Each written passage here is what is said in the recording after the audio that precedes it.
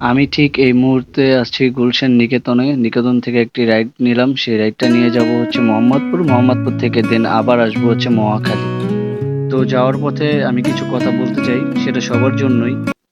নিজের জীবনের লড়াইটা নিজেকেই লড়তে হবে। দিন শেষে নিজের পাশে নিজেই দাঁড়াতে হবে। কারণ মানুষ নিজেকে আপন করার আগে অন্য মানুষকে আপন করে নেয়। প্রচণ্ড মন খারাপের সময় নিজের সান্ত্বনার বাণী নিজেকেই শোনাতে হয়।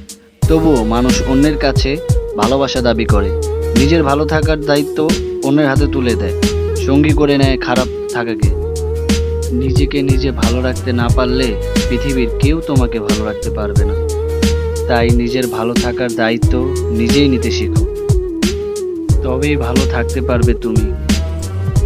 একটা কথা মনে রেখো, সুসময়ে অনেক বন্ধু, ভালোবাসার মানুষ পাওয়া যায়, কিন্তু খারাপ সময় আসলে বোঝা যায় এই পৃথিবীতে নিজে ছাড়া আর কেউ কারো নয়।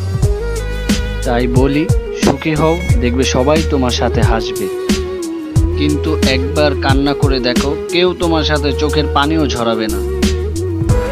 পৃথিবীর অদ্ভুত নিয়মের মধ্যে মন খারাপের সময় নিজেকে বড্ড অসহায় মনে হয়, কিন্তু খুশি কিংবা আনন্দের সময় সবাইকে পাশে পেতে মনে চায়। মন খারাপের সময় যে মানুষটাকে বেশি প্রয়োজন হয়, সেই সময় সেই মানুষটাই মুখ ফিরিয়ে নেয়। সম্পর্কে থাকে কিন্তু দায়িত্ব নিতে জানে না। মন খারাপের সময় যে পাশে থাকে না, সে ভালোবাসা পাওয়ার যোগ্যই রাখে না। তাই দিন শেষে নিজেকে সুখী রাখার জন্য নিজেকেই লড়ে যেতে হবে।